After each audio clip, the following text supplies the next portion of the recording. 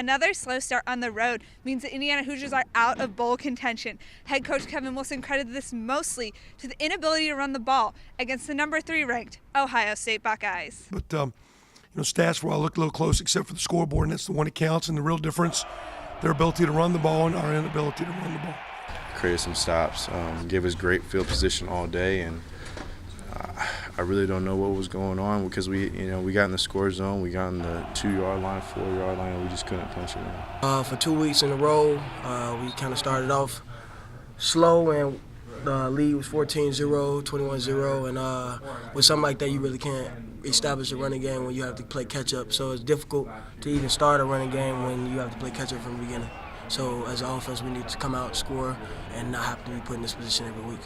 Inability to run the ball, and when you're really good and really good on offense, when the zones get tight and the weather gets bad, you got a little bit of running game. And the games we played well, we've ran it, and we played pretty good run defense. The games that we struggled, we haven't had the run game, so wasn't there today. And credit to Ohio State getting off blocks and having proper leverage and tackling us and making us throw the ball in a tough sledding throw down. My whole thing is that if you're ever on the 4-yard line or 2 or 1-yard line and you can't run the ball in the end zone, I feel that's just all one to. It's not scheme or anything like that.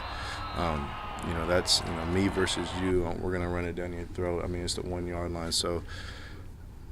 And it didn't happen. We're a lot better than 14 points, and it's just disappointing. Nobody, wants to come in. Nobody says to themselves, we're not going to be a bowl team. So we come in with the mindset to be a bowl team, and unfortunately that's out of the picture for this year.